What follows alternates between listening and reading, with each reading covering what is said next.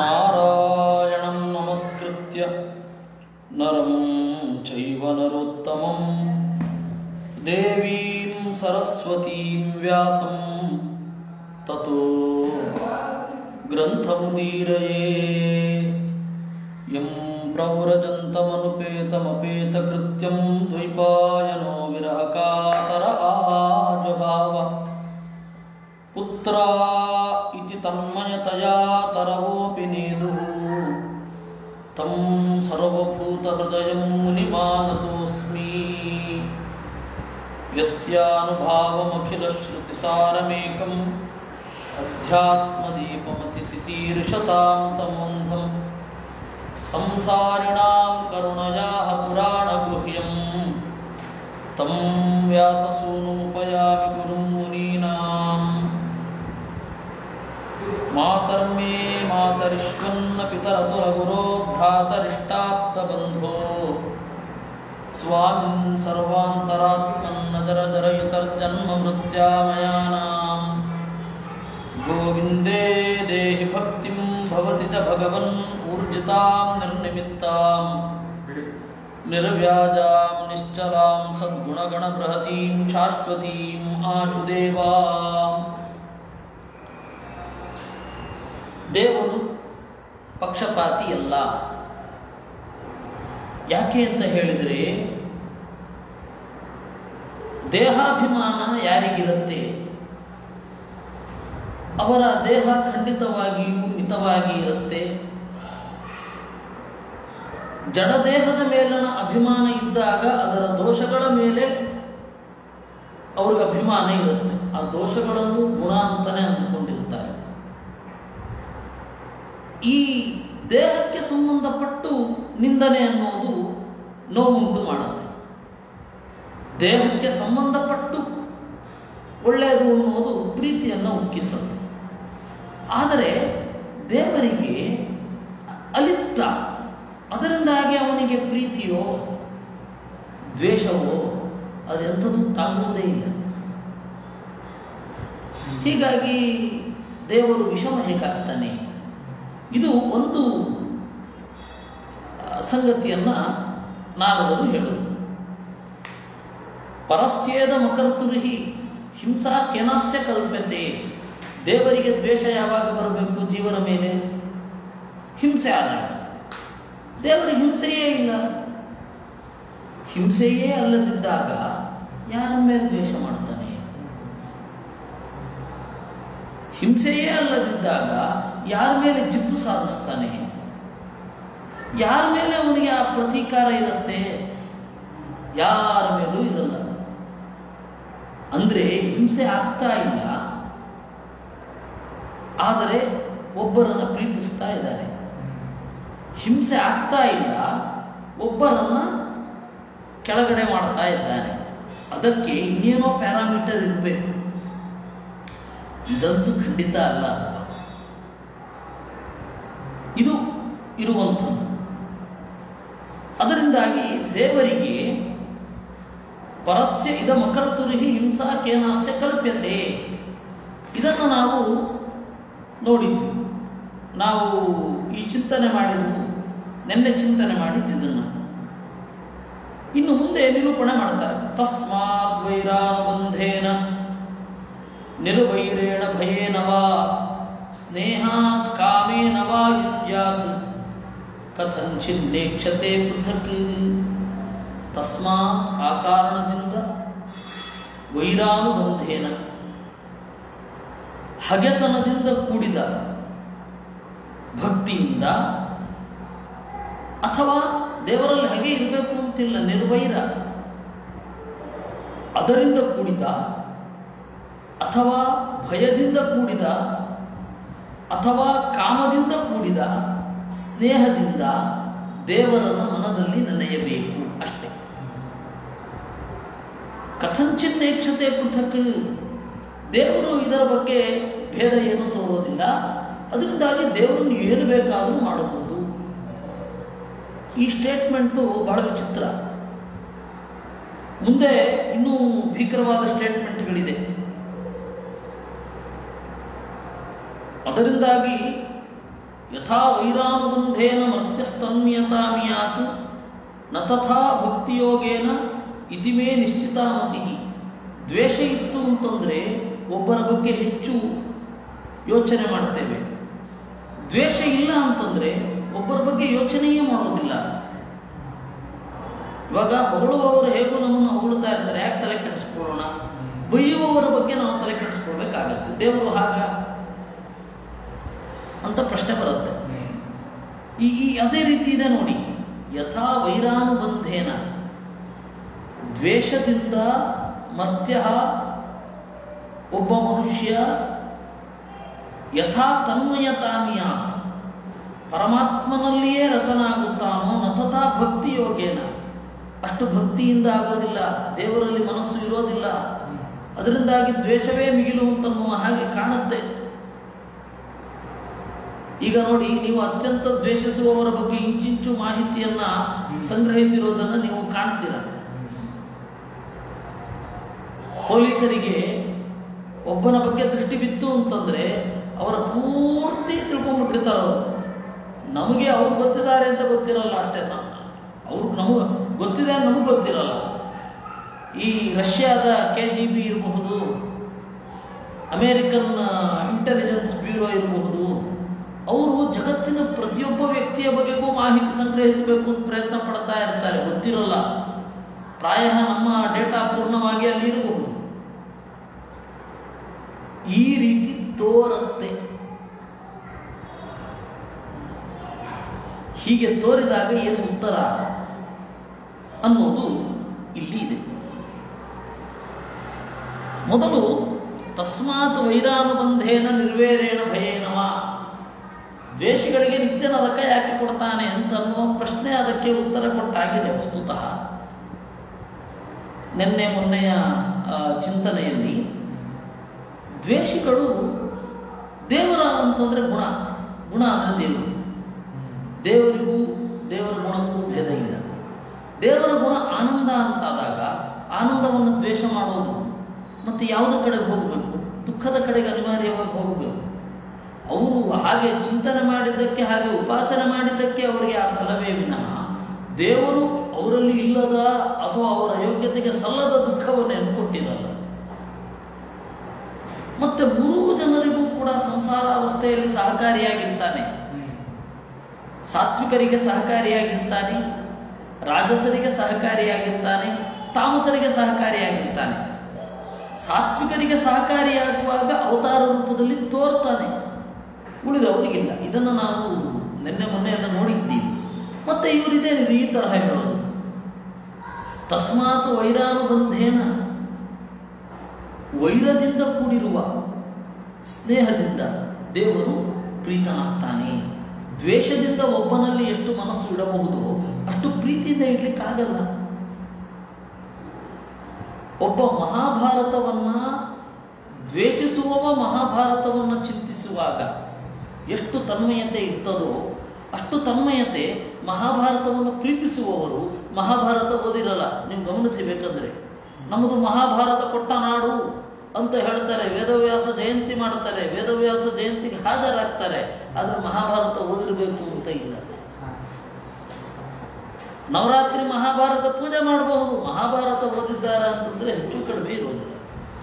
ಅದೇ ಮಹಾಭಾರತವನ್ನು ದ್ವೇಷಿಸ್ತಾ ಇರ್ತಾರೆ ಅವರು ಮಹಾಭಾರತದ ಇಂಚಿಂಚು ತಿಳಿದುಕೊಂಡು ಇಲ್ಲಿ ವೈರುಧ್ಯ ಇದೆ, ಇಲ್ಲಿ ವೈರುಧ್ಯ ಇದೆ, ಇಲ್ಲಿ ವೈರುಧ್ಯ ಇದೆ ಅಂತ ಹೇಳಿ ಗಲಾಟೆ ಮಾಡಿರ್ತಾರೆ. ವೋಲ್ಟ್ಸ್ಮನ್ ಅಂತ ಹೇಳಿ ಒಬ್ಬ ವಿಮರ್ಶಕ, ಅವನು ಮಹಾಭಾರತದ ಬಗ್ಗೆ ಏನು ಆಳವಾಗಿ ಯೋಚನೆ ಮಾಡಿದ್ದಾನೆ. ಅಲ್ಲಿ ಇರುವ ಪಟ್ಟು ಪ್ರಶ್ನೆಗಳಿಗೆ ಆರಾಮವಾಗಿ ಉತ್ತರ ಕೊಡಬಹುದು, ಅದು ಬೇರೆ. ಯೋಚನೆ ಮಾಡಿದ್ದಾನೆ. ನಮ್ಮ ವಿದ್ವಾಂಸರು ಯೋಚನೆ ಮಾಡಿದ್ದಾರಾ? ಇಲ್ಲ, ಕಷ್ಟ.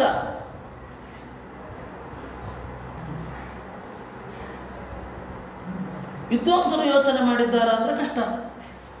ಅಷ್ಟು ನಮ್ಮ ವಿದ್ವಾಂಸರು ಯೋಚನೆ ಮಾಡಿರಲ್ಲ. ಬ್ಲೂಮ್ಫೀಲ್ಡ್ ಮಹಾಭಾರತದ ಬಗ್ಗೆ, ರಾಮಾಯಣದ ಬಗ್ಗೆ ಯೋಚನೆ ಮಾಡಿದಷ್ಟು ನಮ್ಮ ವಿದ್ವಾಂಸರು ಯೋಚನೆ ಮಾಡಿರೋಲ್ಲ.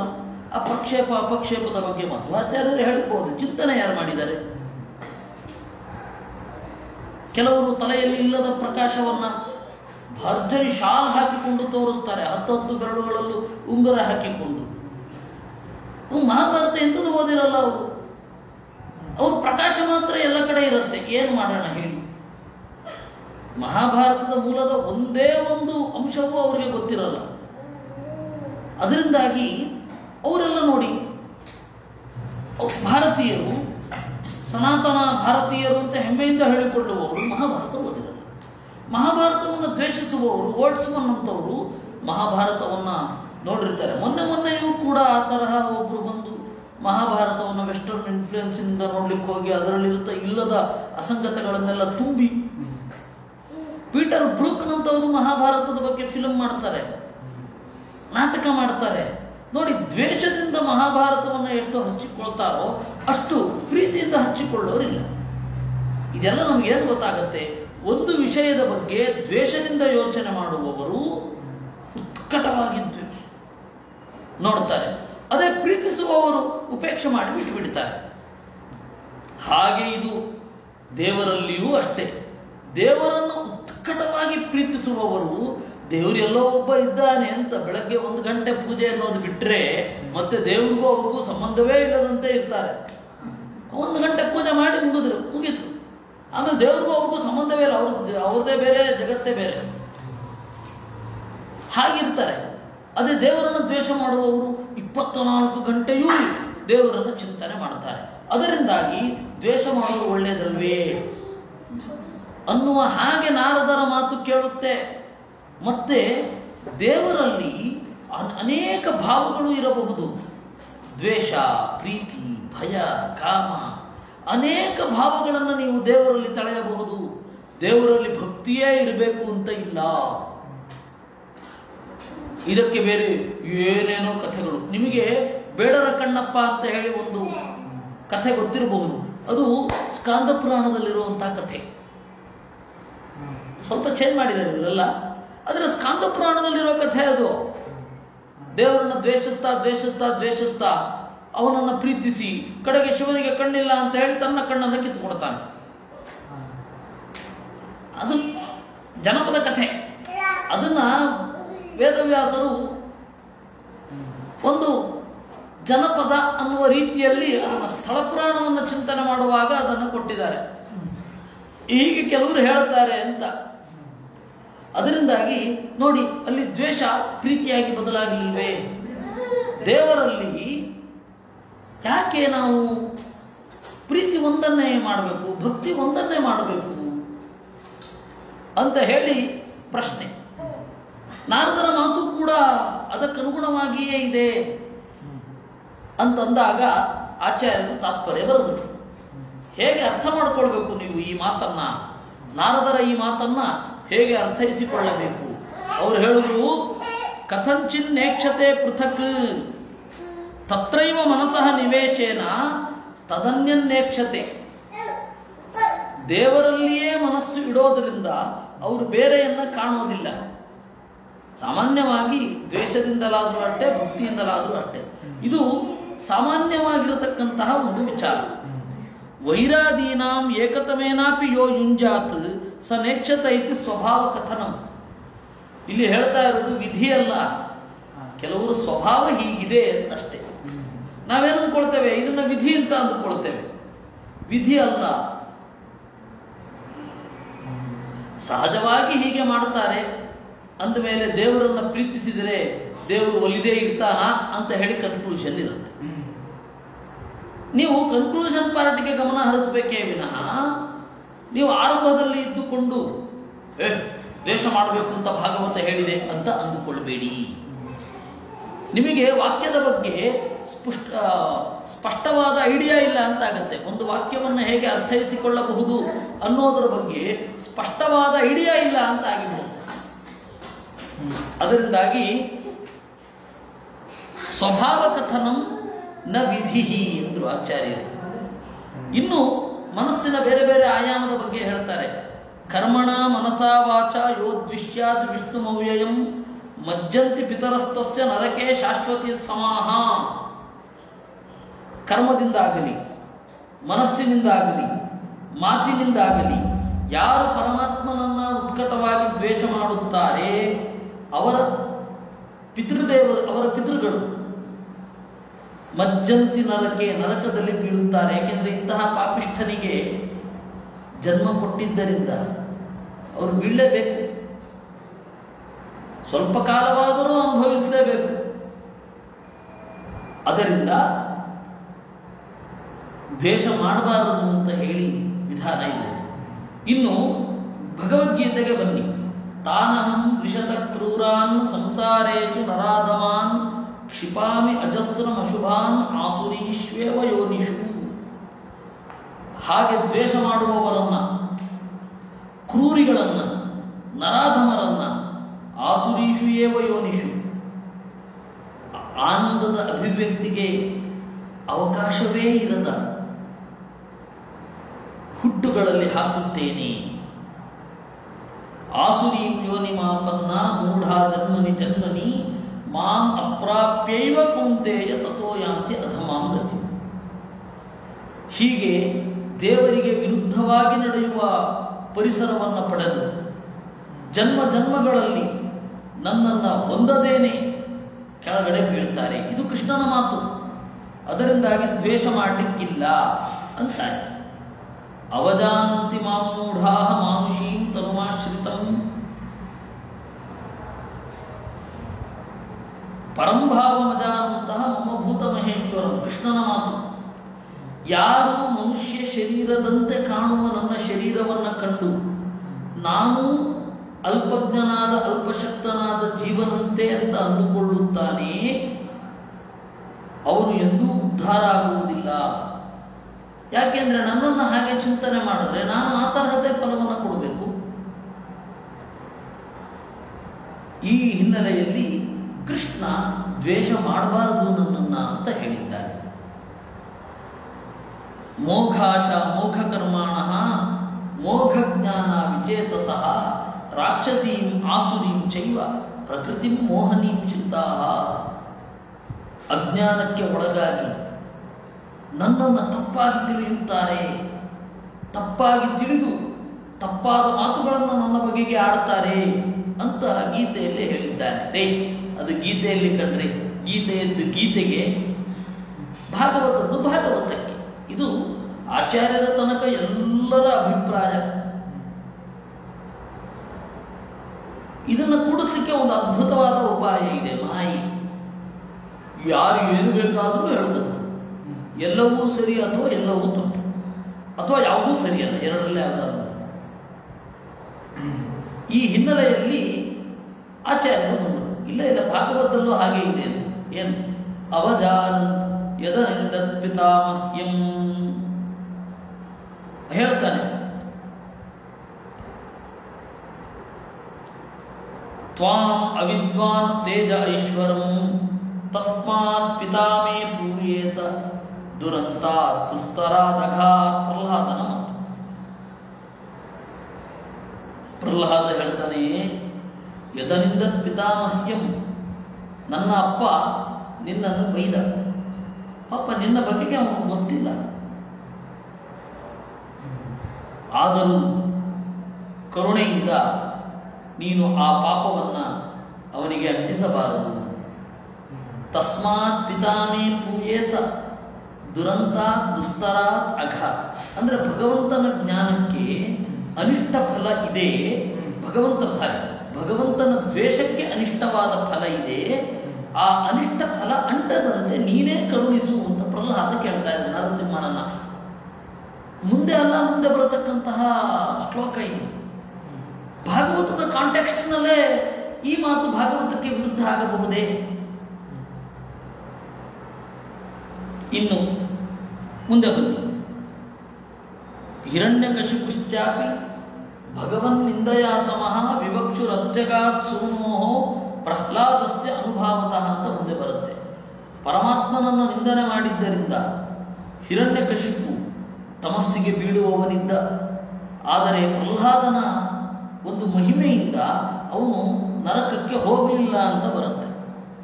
ಅಂದರೆ ಒಳ್ಳೆ ಮಗ ಹುಟ್ಟಿದರೆ ಆ ಒಳ್ಳೆ ಮಗ ಮಾಡುವ ಕೆಲಸಗಳಿಗೆ ಇವನದ್ದು ಪುಣ್ಯ ಕ್ರೆಡಿಟ್ ಆಗುತ್ತೆ. ಯಾಕೆಂದ್ರೆ ಆ ದೇಹವನ್ನು ಕೊಟ್ಟವನು ಇವನಲ್ವಾ, ಆ ದೇಹ ಇವನ ಮಾಧ್ಯಮದಿಂದ ಬಂತಲ್ಲ, ಅದರಿಂದಾಗಿ ಅವನು ಒಳ್ಳೆಯ ಗತಿಯನ್ನು ಪಡಿತಾನೆ. ನೋಡಿ, ಇಲ್ಲಿ ಪ್ರಹ್ಲಾದನ ಮಹಿಮೆಯಿಂದ ಹಿರಣ್ಯಕಶಿಪು ತಮಸ್ಸಿಗೆ ಹೋಗಲಿಲ್ಲ ಅಂತ ಇದೆ. ಅಲ್ಲೆಲ್ಲ ಬೇರೆ ಅರ್ಥ ಹೇಳ್ತಾರೆ, ಅಂದರೆ ಒಂದು ಸ್ವಲ್ಪ ಬೇರೆ ಅರ್ಥದ ಛಾಯೆ ಇದೆ. ಅಲ್ಲಿ ಜೀವದ್ವಯಾವೇಶ ಇತ್ತು. ಜಯ ಅಂತನ್ನುವ ಜೀವ ಒಬ್ಬ ಸಜ್ಜೀವ, ಇನ್ನೊಬ್ಬ ಹಿರಣ್ಯಕಶಿಪು ದುಷ್ಟ.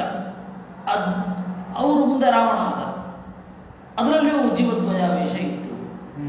ಹೀಗಾಗಿ ತಮಸ್ಸನ್ನು ಹೊಂದದೇ ಇರೋದು ದೇವರ ದ್ವಾರಪಾಲಕರು, ತಮಸ್ಸನ್ನು ಹೊಂದಿದ್ದು ಆ ದೈತ್ಯರು. ಅದು ಮುಂದೆ ಬೇರೆ ಹೇಳ್ತಾರೆ. ಈಗ ಸದ್ಯಕ್ಕೆ ನೋಡಿ, ಪ್ರಹ್ಲಾದನ ಮಹಿಮೆಯಿಂದ ಹಿರಣ್ಯಕಶಿಪು ಹೋಗಲಿಲ್ಲ ನರಕಕ್ಕೆ ಅಂತ ಇದೆ ಇಲ್ಲಿ. ಇನ್ನು ವರತೋಪಿ ನ ಮುಚ್ಚಂತೆ ದ್ವೇಷಣ ಶಾಪತೋಪಿತು ಭಕ್ತಾನೈವ ನಿಪಾತ್ಯಂತೆ ಧರ್ಮಾಧರ್ಮೈಸ್ತಥೇತರೈಹಿ. ದೇವರ ದ್ವೇಷಿಗಳು, ದೇವರನ್ನು ದ್ವೇಷ ಮಾಡುವವರು, ಏನೇ ವರ ಪಡೆದರೂ ಕೂಡ ಮುಕ್ತಿಯನ್ನು ಹೊಂದಲಿಕ್ಕೆ ಸಾಧ್ಯ ಇಲ್ಲ. ಇನ್ನು ಭಕ್ತರು ಏನೇ ಶಾಪ ಕೊಡಲಿ ಅವರ ಮುಕ್ತಿಯನ್ನು ತಪ್ಪಿಸ್ಲಿಕ್ಕಾಗಲ್ಲ. ಅದರಿಂದಾಗಿ ಗುರುಗಳು ಶಾಪ ಕೊಟ್ಟರೂ ಕೂಡ ನಿನಗೆ ಮುಕ್ತಿ ಆಗದೇ ಇರಲಿ ಅಂತ ಹೇಳಿ ಮುಕ್ತಿ ಪೋಸ್ಟ್ಪೋನ್ ಆಗಬಹುದೇ ವಿನಃ ಮುಕ್ತಿ ಇಲ್ಲದಂತೆ ಆಗುವುದಿಲ್ಲ. ಈ ಎಚ್ಚರ ಇರಬೇಕು. ಆದ್ದರಿಂದಾಗಿ ಇದು ಸ್ವಭಾವ ಕಥನ. ದ್ವೇಷ ಇದ್ರೆ ಹೆಚ್ಚು ನೆನಪು ಇರುತ್ತೆ ಅನ್ನೋದೇ ವಿನಃ ದ್ವೇಷ ಮಾಡಿ ಅಂತ ಇಲ್ಲಿ ಇಲ್ಲ. ಅಂದರೆ ಭಾಗವತದ ಪೂರ್ವೋತ್ತರಗಳಿಗೆ ವಿರೋಧ ಆಗುತ್ತೆ. ಯಾರ್ಯಾರಿಗೆ ಒಳ್ಳೊಳ್ಳೆ ಗತಿಯನ್ನು ಹೇಳಿದ್ದಾರೆ ಅವರೆಲ್ಲರೂ ಪರಮಾತ್ಮನ ಭಕ್ತರೇ. ಪರಮಾತ್ಮನ ದ್ವೇಷಗಳಿಗೆ ಒಳ್ಳೆಯ ಗತಿ ಅಂತ ಹೇಳೋದಾಗಿದ್ರೆ ಗ್ರಂಥದ ತುಂಬ ಹೇಳಬೇಕಿತ್ತು. ಗ್ರಂಥದ ತುಂಬ ಹೇಳಲಿಲ್ಲ. ಇದು ಒಂದೇ ಒಂದು ಮಾತಿನಲ್ಲಿ ನಾರದರು ಹೇಳಿದರು, ದ್ವೇಷದಿಂದ ಹೆಚ್ಚು ಮನಸ್ಸನ್ನು ಇಡ್ತೇವೆ, ಅದರಿಂದಾಗಿ ದೇವರನ್ನು ಪ್ರೀತಿಸಬೇಕು, ಹೇಗಾದರೂ ಮಾಡಿ ದೇವರನ್ನ ಭಕ್ತಿ ಮಾಡಬೇಕು ಅಂತ ಹೇಳ್ತಾರೆ ವಿನಃ ನೀವು ದೇವರನ್ನು ದ್ವೇಷಿಸಲೇಬೇಕು ಅಂತ ಹೇಳಲ್ಲ. ಭಕ್ತಿಗಿಂತ ದ್ವೇಷ ಒಳ್ಳೆಯದು ಅಂತ ಹೇಳಲ್ಲ. ಅದರಿಂದ ಆ ಯಾವುದೇ ಒಂದು ವಾಕ್ಯವನ್ನು ಚೆನ್ನಾಗಿ ಅರ್ಥೈಸಿಕೊಳ್ಬೇಕು, ಅಪಾರ್ಥ ಮಾಡ್ಕೋಬಾರದು. ಆದರೆ ಭಾಗವತ ಮಹಾಭಾರತಾದಿಗಳನ್ನು ಅಪಾರ್ಥ ಮಾಡಿಕೊಂಡದ್ದೇ ಮಾಡಿಕೊಂಡಿದ್ದು.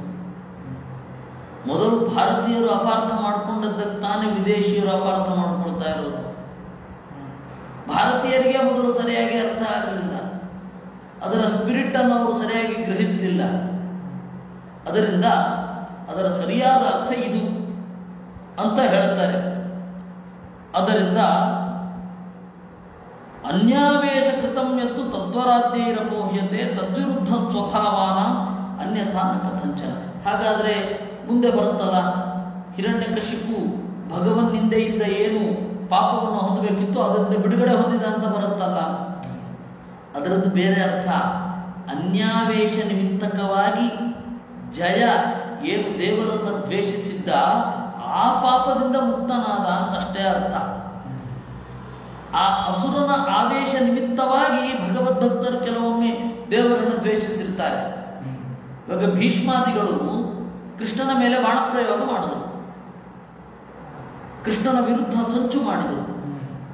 ದ್ರೋಣಾದಿಗಳು ದ್ರೋಣಿ ಕರ್ಣಕೃಪಾ ಕೃಷ್ಣಾಭಾವೇ ಮನೋದಧು, ದುರ್ಯೋಧನನಿಗೆ ಬೆಂಬಲವಾಗಿ ನಿಂತು ಕೃಷ್ಣನನ್ನ ಇಲ್ಲ ಅಂತ ಮಾಡಿಬಿಡ್ಬೇಕು ಅಂತ ಹೊರಟರು. ನೋಡ್ರಿ, ಸಪ್ತರ್ಷಿಗಳಲ್ಲಿ ಒಬ್ಬರು ಕೃಪಾಚಾರ್ಯರು, ಮುಂದಿನ ಮನ್ವಂತರದ ಸಪ್ತರ್ಷಿಗಳಲ್ಲಿ ಒಬ್ಬರು, ಮುಂದಿನ ಮನ್ವಂತರದ ಸಪ್ತರ್ಷಿಗಳಲ್ಲಿ ಇನ್ನೊಬ್ಬ ಅಶ್ವತ್ಥಾಮ, ಮುಂದೆ ವೇದವ್ಯಾಸರಾಗುವವರು ಅವರು. ಅಂಥವರೇ ಕೃಷ್ಣನನ್ನು ಮುಗಿಸ್ಬಿಡ್ಬೇಕು ಅಂತ ಹೊರಟಿದ್ರಂತೆ. ಆದರೆ ಅವರ ಪಾಪಕ್ಕೆ ಮುಕ್ತಿ ಸಿಕ್ಕಿತ್ತು. ಯಾಕೆಂದರೆ ಅವರು ಬೇರೆಯವರ ಆವೇಶದಿಂದ ಮಾಡಿದ್ದು, ಅದನ್ನು ಅವರ ಸ್ವಭಾವದಿಂದ ಮಾಡಿದ್ದಲ್ಲ. ಹೀಗಾಗಿ ಎಲ್ಲಿಯಾದರೂ ಹಿರಣ್ಯಕಶಿಪು ಭಗವನ್ನಿಂದನೆ ಮಾಡಿ ಅತ್ಯಂತ ತಮಸ್ಸಿಗೆ ಒಳಗಾಗಬೇಕಿತ್ತು, ಪ್ರಹ್ಲಾದನ ಮಹಿಮೆಯಿಂದ ತಮಸ್ಸಿಗೆ ಹೋಗಲಿಲ್ಲ ಅಂತಂದರೆ ಹಿರಣ್ಯಕಶಿಪು ಅನ್ನುವ ದೇಹದಲ್ಲಿ ಇರುವ ಸಜ್ಜೀವ ದೈತ್ಯ ಜೀವನ ಆವೇಶದಿಂದ, ದೈತ್ಯ ಜೀವನ ಪ್ರಭಾವದಿಂದ ಏನು ನಿಂದನೆ ಮಾಡಿದ್ದ ಅದರಿಂದ ಬಚಾವಾದ ಅಂತ ಅಷ್ಟೇ ಅರ್ಥ. ಹೀಗೇನೇ ಅರ್ಥ ಮಾಡಬೇಕು. ಯಾಕೆಂದರೆ ಹಿಂದೆ ಮುಂದೆ ಎಲ್ಲ ಒಂದು ವಾಕ್ಯವನ್ನ ಹಿಂದೆ ಮುಂದೆ ಆಚೆ ಈಚೆ ಮೇಲೆ ಕೆಳಗೆ ಎಲ್ಲ ರೀತಿಯಿಂದ ನೋಡಬೇಕಾಗುತ್ತೆ. ಆ ವಾಕ್ಯಕ್ಕೆ ಅದು ಮಾತ್ರ ಅರ್ಥ ಅಲ್ಲ.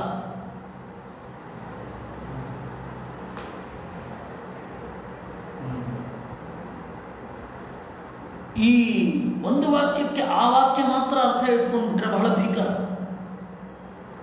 ವಿಶ್ವಮಾನವಾಗಬೇಕು ವಿಶ್ವಮಾನವಾಗಬೇಕು ಅಂತ ಯಾವುದೋ ವಾಹಿನಿಯಲ್ಲಿ ಕಿರ್ಚುತ್ತಾ ಇದ್ರು. ಅಲ್ಲಿ ಪಾಪ ನಮ್ಮ ಸ್ವಾಮಿಗಳನ್ನು ಕರ್ಕೊಂಡು ಹೋಗಿ ಕೂಡಿಸ್ಬಿಟ್ರು. ವಿಶ್ವಮಾನವಾಗಬೇಕು. ಅದಕ್ಕೆ ಸ್ವಾಮಿಗಳು ಹೇಳಿದ್ರು, ವಿಶ್ವಮಾನವ ಅಂದ್ರೆ ಏನು? ದೇಶದ ವಿಶ್ವದ ಎಲ್ಲ ದೇಶಗಳಲ್ಲಿ ಓಡಾಡಬಲ್ಲ ಮನುಷ್ಯ ಅಂತ ಅರ್ಥನೋ, ಅಥವಾ ಜಗತ್ತಿಗೆ ಆದರ್ಶಪ್ರಾಯನಾದ ಮಾನವ ಅಂತ ಅರ್ಥ. ವಿಶ್ವಮಾನವ ಅಂದ್ರೆ ಏನು? ಮೊದಲನೇ ಅರ್ಥ ಅಲ್ಲ. ಎರಡನೇ ಅರ್ಥ, ಅವರವರು ಧರ್ಮವನ್ನು ಮಾಡಿದಾಗಲೇ ಅವನು ವಿಶ್ವಮಾನವ ಆಗೋದು, ಬೇರೆ ರೀತಿ ಅಲ್ಲ. ಅಂದ್ರೆ ಏನ್ ಮಾತಾಡ್ತಾ ಇರ್ತೀವಿ ಅಂತ ಕೂಡ ಗೊತ್ತಿರಲ್ಲ. ಸಮಾನತೆ ಸಮಾನತೆ ಸಮಾನತೆ ಅಂತ ಇರ್ತಾರಲ್ಲ. ಏನು ಸಮಾನತೆ? ಅವಕಾಶದಿಂದ ಸಮಾನತೆಯೋ ಅಥವಾ ಪ್ರತಿಭೆ ಮೊದಲಾದವುಗಳಿಂದ ಸಮಾನತೆಯೋ, ಅದು ಕಾಲದಿಂದ ಸಮಾನತೆಯೋ ದೇಶದಿಂದ ಸಮಾನತೆಯೋ, ಪ್ರತಿಭೆ ಮೊದಲಾದ ಗುಣಗಳಿಂದ ಸಮಾನತೆಯೋ ಅವಕಾಶದಿಂದ ಸಮಾನತೆಯೋ? 4 ಪ್ರಶ್ನೆ ಮಾಡಿದ್ರೆ ಸಮಾನತೆ ಅಂದ್ರೇನು ಅಂತ ಒಮ್ಮೆ ಅವರು ಬ್ಲ್ಯಾಕ್ ಆಗತ್ತೆ ಅವ್ರ ತಲೆ. ಅಯ್ಯೋ ರಾಮ, ನಾವು ಯಾವ ದೃಷ್ಟಿ ಇಟ್ಕೊಂಡು ಸಮಾನತೆ ಹೇಳ್ತಾ ಇದ್ವಿ ಅಂತ. ಒಂದು ವಾಕ್ಯಕ್ಕೆ ವಿಸ್ತಾರವಾಗಿ ಅರ್ಥ ಮಾಡಬೇಕು. ಅದರ ಒಂದು ವಾಕ್ಯದ ಮೇಲೆ ಕೆಳಗಡೆ ಆಚೆ ಈಚೆ ಎಲ್ಲವನ್ನು ನೋಡಿ ಅರ್ಥ ಮಾಡಬೇಕು. ಅಲ್ಲಿ ಒಂದು ವಾಕ್ಯ ಇದೆ, ಒಂದು ವಾಕ್ಯ ಇದು ಮಾಡಿಬಿಡೋದಲ್ಲ. ಯಾವ ಕಾಂಟೆಕ್ಸ್ಟಿನಲ್ಲಿ ಹೇಳಿದ್ದಾರೆ, ಅದರ ಎಷ್ಟು ಮಟ್ಟಿಗೆ, ಮತ್ತೆ ಯಾವ ಕಾಲದಲ್ಲಿ ಹೇಳಿದ್ದಾರೆ, ಅದನ್ನೆಲ್ಲವನ್ನು ಗಮನಿಸಬೇಕು. ಅದರಿಂದ ಈ ನಾರದರ ಮಾತು ಏನಿದೆ, ಆ ಮಾತಿಗೆ ಈ ರೀತಿ ಅರ್ಥ ಅಂತ ಆಚಾರ್ಯರು ನಿರ್ಣಯದ ಮೂಲಕ ಹೇಳಿದರು. ಈಗ ಮತ್ತೆ ಆ ಶ್ಲೋಕ ನೋಡೋಣ. ತಸ್ಮಾತ್ ಆ ಕಾರಣದಿಂದ ವೈರಾನುಬಂಧೇನ, ದ್ವೇಷದಿಂದಲೋ ಅಥವಾ ದ್ವೇಷ ಇಲ್ಲದೆಯೋ ಅಥವಾ ಭಯದಿಂದಲೋ ಅಥವಾ ಕಾಮದಿಂದಲೋ ದೇವರಲ್ಲಿ ಮನಸ್ಸನ್ನು ನೆಡ್ತಾನೆ, ಬೇರೆ ಏನು ಕಾಣುವುದೇ ಇಲ್ಲ. ಈಗ ಅರ್ಥ ಆಯಿತು. ಇದು ಸ್ವಭಾವ ಕಥನ. ದ್ವೇಷ ಮಾಡಬೇಕು ಅಂತ ಇಲ್ಲಿಲ್ಲ. ದ್ವೇಷದಿಂದ ಮುಕ್ತಿ ಅಂತನೂ ಈ ಶ್ಲೋಕದಲ್ಲಿ ಇಲ್ಲ. ಹಿಂದಿನವರೆಲ್ಲ ಏನು ನಮ್ಮನ್ನ ತಪ್ಪು ದಾರಿಗೆ ಎಳೆದಿದ್ರು, ಆಚಾರ್ಯರು ಹೇಳಿದ್ರು ಹಾಗಲ್ಲ. ಇನ್ನು ಯಥಾ ವೈರಾನುಬಂಧೇನ ಮರ್ತ್ಯಸ್ತನ್ಯತಾಮಿಯಾತ್ ನತತಾ ಭಕ್ತಿಯೋಗೇನ ಇತಿಮೇ ನಿಶ್ಚಿತಾಮತಿ. ಯಥಾ ವೈರಾನುಬಂಧೇನ, ದೇವರಲ್ಲಿ ದ್ವೇಷ ಮಾಡುವುದರಿಂದ ಮನಸ್ಸು ದೇವರಲ್ಲಿ ಎಷ್ಟು ಕಚ್ಚಿಕೊಳ್ಳುತ್ತೋ ಅಷ್ಟು ಭಕ್ತಿಯಿಂದ ಆಗೋದಿಲ್ಲ ಅನ್ನೋದು ನನ್ನ ದೃಢವಾದ ನಿರ್ಧಾರ ಅಂದ್ಬಿಟ್ರು ನಾರದರು. ಏನು ಹೀಗಂದ್ರು ನಾರದರು? ಅಂದರೆ ದ್ವೇಷ ಮಾಡಿ ಅಂತ ಹೇಳಿ ಇಂಡೈರೆಕ್ಟ್ ಆಗಾದ್ರೂ ಹೇಳಿದಾಗಾಯ್ತಲ್ವಾ? ಅದಕ್ಕೆ ಆಚಾರ್ಯರು ಹೇಳಿದ್ರು, ತನ್ಮಯತಾ ಮನಸ್ಸಸ್ತತ್ರ ಅಭಿನಿವೇಶಂ. ದೇವರಲ್ಲಿ ಮನಸ್ಸನ್ನು ಇಡುವುದು. ಹೌದು. ಯಾಕೆ ಈ ರೀತಿ ಹೇಳಿದ್ದು ಅಂದರೆ, ಮಾಗಧಾದ್ಯಾ ಯಥಾ ನಿತ್ಯಂ ದ್ವೇಷಾತ್ ಆಗ್ರಹಿಣೋ ಹರೌ ನಥತಾಗ್ರಾಹಿಣೋ ಭಕ್ತಾ ಹೃದಯ ಬ್ರಹ್ಮಾಣ ಮೌಲ್ಯಂ. ಇದರ ಸ್ಪಿರಿಟ್ ಇದೆ. ಏನು?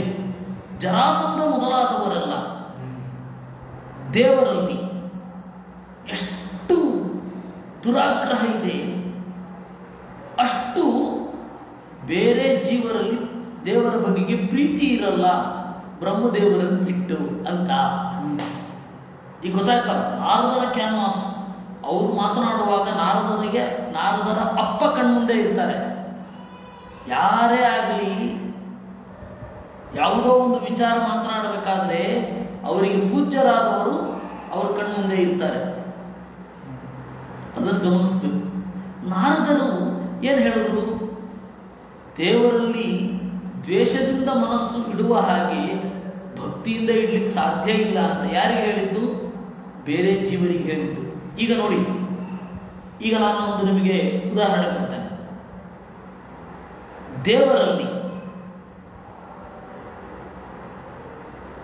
ಜರಾಸಂಧನಿಗೆ ಎಷ್ಟು ದ್ವೇಷ ಇರುತ್ತೋ ಇಂದ್ರನಿಗೆ ದೇವರಲ್ಲಿ ಅಷ್ಟು ಪ್ರೀತಿ ಇರುತ್ತಾ? ಇರಲ್ಲ. ಬ್ರಹ್ಮದೇವರೇ ಇವಾಗ ಜಗತ್ತಿನ ಸಜ್ಜನ ಪ್ರಪಂಚದ ತುದಿಯಲ್ಲಿ ಬ್ರಹ್ಮದೇವರಿದ್ದಾರೆ, ದುರ್ಜನ ಪ್ರಪಂಚದ ತುದಿಯಲ್ಲಿ ಕಲಿ ಇದ್ದಾನೆ. ಬ್ರಹ್ಮದೇವರಿಗಿಂತ ಕೆಳಗಡೆ ಎಲ್ಲ ಯಾರ್ಯಾರಿದ್ದಾರೆ ಅವರೆಲ್ಲರಿಗೂ ನೋಡಿದ್ರೆ ಇವನಲ್ಲಿ ಎಷ್ಟು ದ್ವೇಷ ಇರುತ್ತೆ, ಕಲಿಯಲ್ಲಿ ಎಷ್ಟು ದ್ವೇಷ ಇರುತ್ತೆ, ಜರಾಸಂಧನಲ್ಲಿ ಎಷ್ಟು ದ್ವೇಷ ಇರುತ್ತೆ, ಅಷ್ಟು ಇಂದ್ರನಿಗೆ ದೇವರ ಪ್ರೀತಿ ಇರುತ್ತಾ? ಇರಲ್ಲ ಅಂದ್ರು ಆಚಾರ. ಇಷ್ಟಿರೋದೇ ಇಲ್ಲ. ಕಲಿಯಲ್ಲಿ ದೇವರ ಬಗೆಗೆ ಎಷ್ಟು ದ್ವೇಷ ಇರುತ್ತೆ ಅಷ್ಟು ಪ್ರೀತಿ ಬ್ರಹ್ಮದೇವರಲ್ಲಿ ಇರುತ್ತೆ. ಯಾಕೆಂದ್ರೆ ಅವರ ಆ ತುದಿ ಇವನು ಈ ತುದಿ. ಹೀಗೆ ಅರ್ಥ ಮಾಡ್ಕೋಬೇಕು ಅಂದ್ರು ಆಚಾರ್ಯರು. ಪುರಾಣದ ವಾಕ್ಯ ನಮಗೆ ಅಷ್ಟು ಹೀಗೆ ಅರ್ಥವೇ ಆಗ್ತಾ ಇರಲಿಲ್ಲ. ನೋಡಿ ನಮಗೇನು ಅರ್ಥ ಆಯಿತು? ನಾನು ಇನ್ನೊಮ್ಮೆ ವಾಕ್ಯ ಓದ್ತೇನೆ. ಯಥಾ ಹೇಗೆ ವೈರಾನುಬಂಧೇನ ದ್ವೇಷದಿಂದ ಮರ್ತ್ಯ ಜೀವನು ತನ್ಮಯತಾಂ ಇಯಾತ್, ದೇವರಲ್ಲಿ ಮನಸ್ಸನ್ನು ಇಡ್ತಾನೆ. ತಥಾ ಹಾಗೆ ಭಕ್ತಿಯೋಗದಿಂದ ನ ಇಲ್ಲ ಅನ್ನೋದು ಮೇ ನಿಶ್ಚಿತಾಮತಿ, ನನಗೆ ನಿಶ್ಚಯ ಇದೆ. ಹೌದು, ಕರೆಕ್ಟ್. ಈಗ ಕಲಿಯಲ್ಲಿ ದ್ವೇಷವೇ ಇರಬಹುದು. ಆ ದ್ವೇಷದ ತೀವ್ರತೆ ಎಷ್ಟಿದೆ ಅಂತ ಕೇವಲ ತೀವ್ರತೆ ಮಾತ್ರ ತಗೊಂಡ್ಬಿಡಿ. ಅವಾಗ ಕೇವಲ ತೀವ್ರತೆಯನ್ನು ಮಾತ್ರ ತೆಗೆದುಕೊಳ್ಳಿ. ಇಲ್ಲಿ ಬನ್ನಿ, ಇಂದ್ರನಲ್ಲಿ ಅಷ್ಟು ಭಕ್ತಿಯ ತೀವ್ರತೆ ಇರುತ್ತಾ? ಇಲ್ಲ. ಆ ರೀತಿ ಅರ್ಥ ಮಾಡಬೇಕು. ಅಂದ್ರೆ ಕಲಿ ಮೊದಲಾದವರಲ್ಲಿ ದ್ವೇಷದ ತೀವ್ರತೆ ಎಷ್ಟು ಇರುತ್ತೆ ಅಷ್ಟು ಭಕ್ತಿಯ ತೀವ್ರತೆ ಅಂತ ನೀವು ಭಕ್ತರನ್ನ ಮತ್ತೆ ದೇವರಲ್ಲಿ ದ್ವೇಷಗಳನ್ನು ಕಂಪೇರ್ ಮಾಡಿದಾಗ ಬ್ರಹ್ಮದೇವರೊಬ್ಬರೇ ಕಲಿಯ ಲೆವೆಲ್ಗೆ ಪ್ರೀತಿಸುವವರು, ಅಂದ್ರೆ ಕಲಿಯ ದ್ವೇಷದ ಲೆವೆಲ್ ಪ್ರೀತಿಸುವವರು, ಉಳಿದವರಿಲ್ಲ ಅಂತಂದ್ರು. ಎಂಥ ಅದ್ಭುತವಾದ ಪ್ರಮೇಯ ಇದು. ಈ ತನಕ ಯಾರಿಗೂ ಕೂಡ ಈ ತರಹದ ಒಂದು ಪ್ರಮೇಯ ಇದೆ ಅನ್ನೋದೇ ಗೊತ್ತಾಗಿರಲಿಲ್ಲ. ಆ ತರಹದ ಪ್ರಮೇಯವನ್ನು ಆಚಾರ್ಯರು ನಮಗೆ ಕೊಟ್ಟರು. ಇತಿ ಹರಿವಂಶೇಶು, ಇದು ಹರಿವಂಶದಲ್ಲಿದೆ. ಆದರೆ ಇವತ್ತಿನ ಹರಿವಂಶದಲ್ಲಿ ಇದು ಸಿಗೋಲ್ಲ. ಆಚಾರ್ಯರು ಹೇಳಿದ್ದಾರೆ ಅವತ್ತು, ಕ್ವಚಿತ್ ಗ್ರಂಥಾನ್ ಪ್ರಕ್ಷಿಪಂತಿ ಕ್ವಚಿದಂತರಿತಾನಪಿ ಕುರಿ ಕ್ವಚಿಚ್ಚ ವ್ಯತ್ಯಾಸಂ ಪ್ರಮಾದಾತ್ ಕ್ವಚಿದನ್ಯಥ ಅಂತ. ಕೆಲವೊಬ್ಬರು ಗ್ರಂಥವನ್ನ ತಮಗೆ ಬೇಕಾದ ಬರ್ಕೊಂಡ್ಬಿಡ್ತಾರೆ. ಕ್ವಚಿತ್ ಗ್ರಂಥಾನ್ ಪ್ರಕ್ಷಿಪಂತಿ ಕ್ವಚಿದಂತರಿತಾನಪಿ, ಕಾಲದಿಂದ ಅಥವಾ ಉಪೇಕ್ಷೆಯಿಂದ ಅಜ್ಞಾನದಿಂದ ಜೀರ್ಣ ಆಗಿ ಹೋಗುತ್ತೆ. ಈಗ ಸೋದರ ಸ್ವಾಮಿಗಳಿದ್ದಾರಲ್ಲ, ಅವರ ಹಿರಿಯರು ವಿಶ್ವೋತ್ತಮ ತೀರ್ಥರು ಅಂತ, ಅವರಿಗೆ ತಾಡಬಾಲೆಯ ಓದಿನ ಬಗ್ಗೆ ಅನನ್ಯವಾದ ಕಾಳಜಿ ಇತ್ತು. ಯಾವಾಗಲೂ ಅವರು ತಾಡಬಾಲೆ ಓದ್ತಾ ಇರೋರು. ಎಷ್ಟೋ ಗ್ರಂಥಗಳು ಅವರಿಗೆ ಮುಖೋದ್ಗತ ಇರಲಿ. ಆ ವಿಶ್ವೋತ್ತಮ ಸ್ವಾಮಿಗಳು ಚಿಕ್ಕವರಿದ್ದಾಗ, ಅವರಿಗೆ 8-9 ವರ್ಷಕ್ಕೆ ಆಶ್ರಮ ಆಯಿತು. ಚಿಕ್ಕವರಿದ್ದಾಗ 2 ಲಾರಿ ತುಂಬ ತಾಡವಾಲೆಯ ಧೂಳುಗಳನ್ನು ನದಿಯಲ್ಲಿ ವಿಸರ್ಜನೆ ಮಾಡಿದ್ದಿದೆಯಂತೆ. ಆ ತಾಡವಾಲೆ ಎಲ್ಲ ಆ ಸಮುದ್ರದ ಹವೆಗೆ ಬ್ರಿಟಲ್ ಆಗಿ ಪೂರ್ತಿ ಪುಡಿ ಪುಡಿಯಾಗಿದ್ದಿದೆ. ಅದಕ್ಕೆ ಕ್ವಚಿದಂತರಿತಾನಪಿ ಕುರಿಯು ಕ್ವಚಿಚ್ಚ ವ್ಯತ್ಯಾಸ. ಕೆಲವೊಮ್ಮೆ ಪೂರ್ವಜರನ್ನ ಮಾನ ಉಳಿಸ್ಲಿಕ್ಕೆ ಹೋಗಿ ಇವರು ತಿದ್ದುಬಿಟ್ಟು ಪೂರ್ವಜರ ಮಾನ ಕೆಡಿಸ್ತಾರೆ. ಎಷ್ಟು ಇವ್ರಿಗೆ ಸರಿಯಾದ ಪಾಠ ಗೊತ್ತಿರಲ್ಲ. ಆರ ಕಂದ ನೀನು, ಆರ ನಿಧಿಯೋ ನೀ ಆಗಬೇಕು. ಇವರು ಆರ ನಿಧಾನಿ ಓದ್ತಾರೆ. ಜೋಜೋ ಹಾಡಿನಲ್ಲಿ ನಾನು ಹೇಳ್ತಾ ಇರೋದು ಇನ್ನೆಲ್ಲೋ ಅಲ್ಲ. ಜೋಜೋ ಶ್ರೀಕೃಷ್ಣ ಪರಮಾನಂದ, ಆರ ಕಂದ ನೀನು, ಆರ ನಿಧಿಯೋ ನೀ, ಆರ ರತ್ನವೋ ನೀನು, ಆರ ಮಾಣಿಕವೋ ಅದು. ಇವರು ಆರ ನಿಧಾನಿಯೋ ಅವರು. ಏನು ನಿಧಾನಿ ಅಂದ್ರೆ ಅರ್ಥ ಗೊತ್ತಿಲ್ಲ. ಈ ತರಹದ ಸಣ್ಣ ಸಣ್ಣದರಲ್ಲಿ ಇಷ್ಟು ವ್ಯತ್ಯಾಸ ಆಗುತ್ತೆ. ವ್ಯತ್ಯಾಸ ಅದಕ್ಕೆ ಇನ್ನೂ ಒಂದು ಉದಾಹರಣೆ ಹೇಳಬೇಕು ಅಂದರೆ, ನಾಗವೇಣಿಯರೆಲ್ಲ 4 ನೇಣು ಪಿಡಿದು ಅಂದರೆ ಇವರು ವೇಣು ಪಿಡಿದು ಅಂತ. ಕೊಳಲು ಕಾಲಲ್ಲಿ ತೂಗಬೇಕಷ್ಟೇ, ಕೊಳಲು ಹಿಡ್ಕೊಂಡು. ವೇಣು ನೇಣು ವೇಣು ಮಾಡು. ಹೀಗೆ ವ್ಯತ್ಯಾಸ ಆತು. ಅದರಿಂದಾಗಿ ಎಲ್ಲ ಸಮಸ್ಯೆ ಪ್ರಮಾದಾತ್ ಕುಚಿದನ್ಯಥ. ಕೆಲವೊಂದು ಕಡೆ ಪ್ರಮಾದದಿಂದ ಹೀಗಾಗಿ ಶುದ್ಧ ಪಾಠ ಉಳಿದಿಲ್ಲ. ಈ ಎಲ್ಲ ಚಿಂತನೆಯನ್ನು ಮಾಡಿದಾಗ ನಮ್ಗೆ ಗೊತ್ತಾಗತ್ತೆ ಹರಿವಂಶದ ಶುದ್ಧ ಪಾಠ ಸಿಕ್ಕಿಲ್ಲ. ಸಿಕ್ಕಿದ್ದಿದ್ರೆ ಆಚಾರ್ಯರು ಹೇಳಿದಿರಬೇಕಿತ್ತು, ಇಲ್ಲ. ಹೀಗಾಗಿ ಇತಿ ಹರಿವಂಶೇಶು ಅವರ ಅಭಿಪ್ರಾಯ, ವೇದವ್ಯಾಸರ ಅಭಿಪ್ರಾಯ ಹೀಗೆ ಅಂತ ಅರ್ಥ ಮಾಡಿಕೊಳ್ಳಿ ಅಂತ. ಇನ್ನು ಈ ದೇವರು ಮತ್ತು ಭಕ್ತರ ಸಂಬಂಧ ಹೇಗೆ ಅನ್ನೋದನ್ನು ನಾರದರು ಹೇಳ್ತಾರೆ ಈ ಸಪ್ತಮ ಸ್ಕಂಧದಲ್ಲಿ. ಕೀಟಪೇಶಸ್ಕೃತಾರ್ಥ ಕುಡ್ಯೇಯಾಂತಮನುಸ್ಮರನ್ ಸಂಭ್ರಂಭ ಭಯಯೋಗೇನ ವಿಂದತೆ ತತ್ಸ್ವರೂಪತಾಂ. ಭಗವಂತ ಮತ್ತೆ ಜೀವರ ಸಂಬಂಧ ಬರ್ತಾ ಇತ್ತು, ಹಿಂದೆ ಇಲ್ಲ. ನೋಡಿ, ಪ್ರಶ್ನೆ ಶುರುವಾಗಿದ್ದು ಹೇಗೆ? ಭಗವಂತ ಮತ್ತೆ ಜೀವರ ಸಂಬಂಧ ಏನು? ಯಾವ ಸಂಬಂಧವೂ ಇಲ್ಲದೆ ಹೋದರೆ ದೇವರು ಸಜ್ಜನರಿಗೆ ಯಾಕೆ ಹಾಗೆ ರಿಯಾಕ್ಟ್ ಮಾಡ್ತಾನೆ? ದುರ್ಜನರಿಗೆ ಹೇಗೆ ಬೆಂಬಲವಾಗಿ ನಿಲ್ತಾನೆ? ಮಧ್ಯಮ ಜನರಿಗೆ ಯಾವ ಕಾಲದಲ್ಲಿ ಬೆಂಬಲವಾಗಿ ನಿಲ್ತಾನೆ?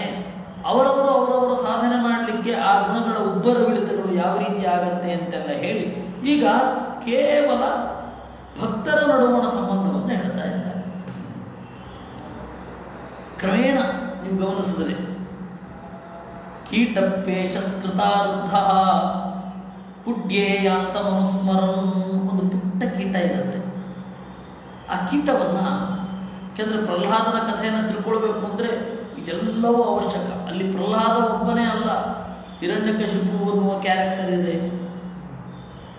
ಶುಕ್ರಾಚಾರ್ಯರ ಮಕ್ಕಳು, ಶುಕ್ರಾಚಾರ್ಯರು, ಆಮೇಲೆ ಎಷ್ಟು ಜನ ಇದ್ದಾರೆ, ಇಂದ್ರ ಇದ್ದಾನೆ, ನಾರದರಿದ್ದಾರೆ, ನಂತರದವರಿದ್ದಾರೆ, ಅಲ್ಲಿ ಇದ್ದವರೆಲ್ಲ, ಎಲ್ಲರ ಕ್ಯಾರೆಕ್ಟರ್ನ ನಾವು ಅನಲೈಸ್ ಮಾಡಬೇಕು. ತೀರ ಲಘು ಅಲ್ಲ, ಆ ಕಥೆ ಬಹಳ ಡೆಪ್ತ್. ಅಲ್ಲಿ ಏನಿದೆ? ಕುಡ್ಯೇಯ ಅಂತ ಒಂದು ಪುಟ್ಟ ಕೀಟ ಇರುತ್ತೆ, ಅದೆಲ್ಲರೂ ಗೊತ್ತಿದೆ. ಆ ಉದಾಹರಣೆ ಬಹಳ ಬಾರಿ ಹೇಳಿದ್ದಾರೆ, ಎಲ್ಲರೂ ಉಪನ್ಯಾಸಕಾರರು ಬಹಳ ಬಾರಿ ಹೇಳಿದ್ದಾರೆ. ಒಂದು ಕೀಟ ಇರುತ್ತೆ, ಆ ಕೀಟವನ್ನು ಇನ್ನೊಂದು ಯಾವುದೋ ಕೀಟ ತೆಗೆದುಕೊಂಡು ಹೋಗಿ ಒಂದು ಗೂಡಿನಲ್ಲಿ ಇಡುತ್ತೆ.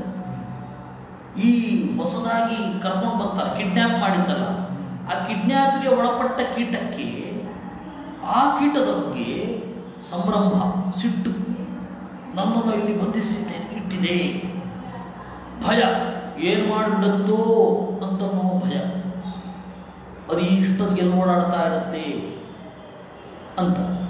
ಆಮೇಲೆ ಬಂದು ಆಹಾರ ಕೊಡುತ್ತದೆ, ಆಹಾರದಿಂದ ಪ್ರೀತಿ ಬೆಳೀಲಿಕ್ಕೆ ಶುರು ಆಗುತ್ತೆ. ಏನು ನನ್ನನ್ನು ಯಾಕೆ ಬಂಧಿಸಿಟ್ಟಿದೆ ಅಂತನ್ನುವ ಸಿಟ್ಟು, ಅಯ್ಯೋ ಏನು ಮಾಡಿಬಿಡುತ್ತೋ ಅಂತನ್ನುವ ಹೆದರಿಕೆ, ದಿವಸ ಆಹಾರ ತಂದು ಕೊಡ್ತಾ ಇದ್ದಿಲ್ಲ ಅನ್ನುವ ಪ್ರೀತಿ, ಈ ಮೂರೂ ಒಟ್ಟಿಗೆ ಸೇರಿ ಏನಾಗುತ್ತೆ? ಕಿಡ್ನ್ಯಾಪ್ಗೆ ಒಳಗಾದ ಹುಳು ತನ್ನನ್ನು ಕಿಡ್ನ್ಯಾಪ್ ಮಾಡಿದ ಹುಳುವಿನ ತರಹ ಆಗುತ್ತೆ. ದೇವರು ಮತ್ತು ಭಕ್ತರ ಸಂಬಂಧ ಹೀಗೆ. ಅದನ್ನು ಆಚಾರ್ಯರು ಬಿಡಿಸ್ತಾರೆ. ಯೋಗ ಸ್ನೇಹ ಅಂದು. ಯೋಗ ಅಂತಂದ್ರೆ ಸ್ನೇಹ, ಸಂಭ್ರಮ ಭಯಯುಕ್ತ ಸ್ನೇಹೇನ. ಹೀಗೆ ಅದರಂತೆ ಆಗತ್ತೆ. ಸರಿ, ದೃಷ್ಟಾಂತ ಗೊತ್ತಾಯಿತು. ದಾರ್ಷ್ಟಾಂತಿಕಕ್ಕೆ ಅನ್ವಯಿಸೋದು ಹೇಗೆ? ದೃಷ್ಟಾಂತ ಹೇಳೋದು ಸುಲಭ.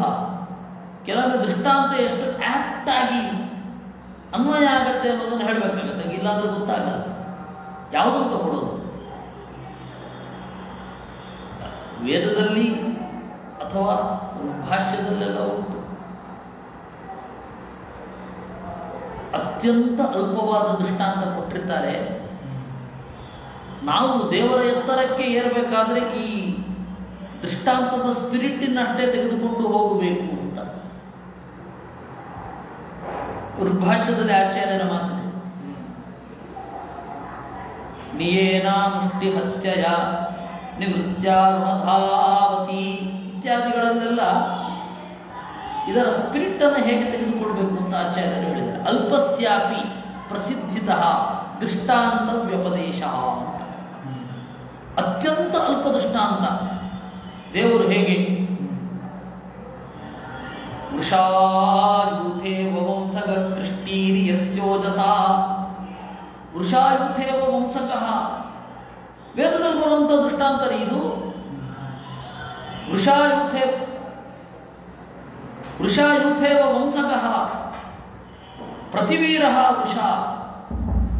ಯಾವ ರೀತಿ ಎದುರಾಳಿ ಎತ್ತು ತಮ್ಮ ಎದುರಾಳಿಯಾಗಿರುವ ಇನ್ನೊಂದು ಎತ್ತನ್ನು ಎದುರಿಸಿ ನಿಲ್ಲತ್ತೋ ಹಾಗೆ ಪಾಪಗಳನ್ನು ದೇವರು ಎದುರಿಸಿ ನಿಲ್ತಾರೆ ಅಂತ. ಅಲ್ಲ, ಈ ಥರದ ದೃಷ್ಟಾಂತ ಕೊಡೋದೆ ನೀವು? ದೇವರ ಲೆವೆಲಲ್ಲಿ ಯಾವುದೋ ಎತ್ತಿನ ದೃಷ್ಟಾಂತ ಏನು?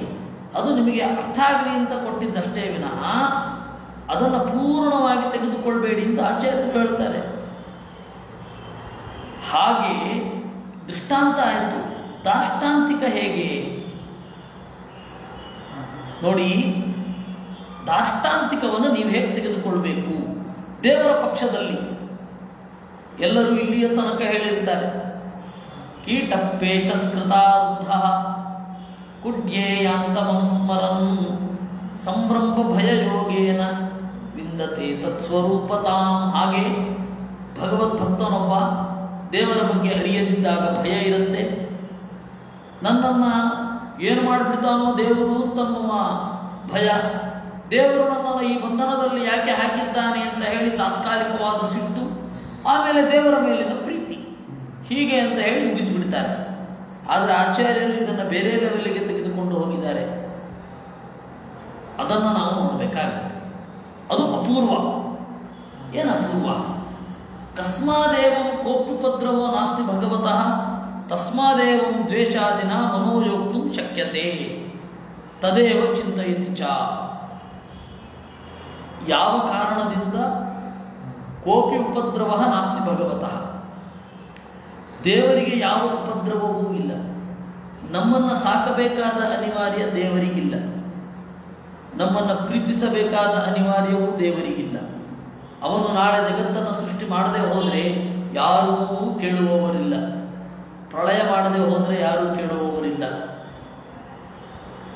ಆ ಕಂಚುಗಾರ ಹುಳ ಯಾವ ರೀತಿ ಸ್ವತಂತ್ರವೋ, ಅದು ಏನು ಬೇಕಾದರೂ ಈ ಕಿಡ್ನ್ಯಾಪ್ ಮಾಡಿದ ಹುಡುಗನ್ನು ಏನು ಬೇಕಾದರೂ ಮಾಡಬಹುದು. ಹಾಗೆ ದೇವರು ಏನು ಮಾಡಿದ್ರು ಯಾರು ಕೇಳೋರಿಲ್ಲ. ಅಲ್ಲಿಗೆ ತಗೊಳ್ಬೇಕು ದೃಷ್ಟಾಂತ ನೀವು. ಸ್ವಾತಂತ್ರ್ಯದಲ್ಲಿ ನಿರ್ನಿಮಿತ್ತ ಪ್ರೀತಿಯಲ್ಲಿ ತೆಗೆದುಕೊಳ್ಬೇಕೇ ವಿನಃ ಅದನ್ನು ಅಲ್ಲಿಗೆ ಕಟ್ ಮಾಡಿಬಿಡಬಾರ್ದು. ಇಲ್ಲಾಂದರೆ ಆ ದೃಷ್ಟಾಂತದ ಮಹತ್ವ ನಮ್ಗೆ ಅರ್ಥವೇ ಆಗಲ್ಲ. ಅದರಿಂದಾಗಿ ತಸ್ಮಾದೇವಂ ದ್ವೇಷಾದಿನ ಮನೋಯೋಕ್ತು ಶಕ್ಯತೆ. ದ್ವೇಷದಿಂದ ದೇವರಲ್ಲಿ ಮನಸ್ಸನ್ನು ಇಟ್ಟರೂ ಕೂಡ ಅದು ನಮಗುಪಯೋಗ ಆಗಲ್ಲ. ದೇವರಂತೆ ಆಗಬೇಕು ಅಂದರೆ ದೇವರನ್ನು ಪ್ರೀತಿಸಬೇಕು. ದೇವರಂತೆ ಆಗಲಿಕ್ಕೆ ಅಡ್ಡಿ ಏನು? ದೇವರ ದ್ವೇಷ. ಹೀಗಾಗಿ ದ್ವೇಷ ನಾವು ಮಾಡಬಾರದು ಅಂತ ಇರೋದೇ ವಿನಃ ಅದನ್ನು ಪ್ರಶ್ನೆ ಮಾಡೋದಲ್ಲ. ನಮಗೆ ಅದು ಗೊತ್ತಾಗಬೇಕು. ಯೇ ಯಥಾ ಮಾಂ ಪ್ರಪದ್ಯಂತೆ ತಾನು ತಥೈವ ಭಜಾಮ್ಯಹಂ ಅಂತ ಕೃಷ್ಣ. ಯಾರು ನನ್ನನ್ನು ಯಾವ ರೀತಿ ಹೊಂದುತ್ತಾರೆ ಅವ್ರಿಗೆ ಆ ರೀತಿ ಕಾಣಿಸಿಕೊಳ್ಳುತ್ತೇನೆ. ಆ ರೀತಿ ತೋರ್ತೇನೆ. ತದೇವ ಚಿಂತಯತಿ ಚ. ನೋಡಿ, ಇನ್ನೂ ಒಂದು ಸಮಸ್ಯೆ. ದ್ವೇಷಿಗಳು ದೇವರನ್ನು ದ್ವೇಷಿಸಿದರೆ ಆನಂದವನ್ನು ದ್ವೇಷ ಮಾಡಿದ ಹಾಗೆ. ಯಾಕೆಂದರೆ ದೇವರು ಎಲ್ಲ ಆನಂದಗಳ ನೆಲೆ. ಅದನ್ನೇ ಚಿಂತನೆ ಮಾಡ್ತಾ ಇದ್ರೆ ಅಲ್ಲಿಗೆ ಹೋಗಬೇಕು, ಅನಿವಾರ್ಯ. ದೇವರನ್ನು ಪ್ರೀತಿಸಿದರೆ ಅಲ್ಲಿಗೆ ಹೋಗಬೇಕು. ನಮ್ಮ ಸ್ವರೂಪ ಅನ್ನೋದು ಅದಕ್ಕೆ ಅನುಗುಣವಾಗಿ ಬದಲಾಗುತ್ತಲ್ವೇ, ಅಥವಾ ತನ್ನ ಕವರ್ಗಳನ್ನು ಕಿತ್ತು ಒಗೆಯುತ್ತಲ್ವೇ? ಅನ್ಯಥಾ ಆತ್ಮನೋ ದುಃಖ ಕಾರಣಂ ದ್ವೈತಾಧಿಕಂ ಕಥಂ ಸರ್ವನಿಯಾಮಕೋ ಹರಿರುತ್ಪಾದಯೇತ್. ಇಲ್ಲ ಅಂದರೆ ಯೋಚನೆ ಮಾಡಿ, ಇದು ಯಾವುದೂ ಇರಲಿಲ್ಲ, ಸ್ವಭಾವ ಇರಲಿಲ್ಲ ಅಂತಾದರೆ ತನ್ನನ್ನು ದ್ವೇಷ ಮಾಡುವ ಜನರನ್ನು ದೇವರು ಯಾಕೆ ಸೃಷ್ಟಿ ಮಾಡ್ತಾನೆ? ನೋಡಿ, ಬೈಬಲ್ನಲ್ಲಿ ತಮಸ್ಸಿನ ಬಗ್ಗೆ ಮತ್ತು ಭಕ್ತರ ಉದ್ಧಾರದ ಬಗ್ಗೆ 2 ಕಾವ್ಯಗಳುಂಟು. ಬೈಬಲ್ನ ಸಂಪ್ರದಾಯದಲ್ಲಿ ಬಂದದ್ದು ಜಾನ್ ಮಿಲ್ಟನ್ ಬರೆದದ್ದು ಮಹಾಕಾವ್ಯಮಿತಿ, ಸರ್ವತ್ರ ಪ್ರಸಿದ್ಧ. ಇವತ್ತಿಗೂ ಅದನ್ನು ಓದಬೇಕು. ಮಹಾಕಾವ್ಯ. ಒಂದು ಪ್ಯಾರಡೈಸ್ ಲಾಸ್ಟ್, ಪ್ಯಾರಡೈಸ್ ರೀಗೈಡ್, ಮತ್ತೆ ದೊರಕಿದ ಸ್ವರ್ಗ. ಇದು ಮಿಲ್ಟನ್ ಬರೆದ 2 ಕೃತಿಗಳು. ಅದು ಪ್ಯಾರಡೈಸ್ ಲಾಸ್ಟ್, ಪ್ಯಾರಡೈಸ್ ರೀಗೈಡ್. ಅಲ್ಲಿ ಒಂದು ಬಗೆಹರಿಯದ ಒಂದು ಸಮಸ್ಯೆ ಇದೆ. ಏನು ಅಂದರೆ, ದೇವರು ಸೈತಾನನನ್ನು ಸೃಷ್ಟಿ ಮಾಡಿದ್ದಲ್ಲ. ಸೈತಾನನನ್ನು ಸೃಷ್ಟಿ ಮಾಡಲಿಲ್ಲ ಅಂದರೆ ದೇವರಿಗೆ ಸರ್ವಶ್ರೇಷ್ಠತ್ವ ಇಲ್ಲ. ದೇವರಿಗೆ ಸರ್ವಶ್ರೇಷ್ಠತ್ವ ಇದೆ ಅಂತಾದರೆ ಯಾಕೆ ದೇವರನ್ನು ಸೃಷ್ಟಿ ಮಾಡಬೇಕು?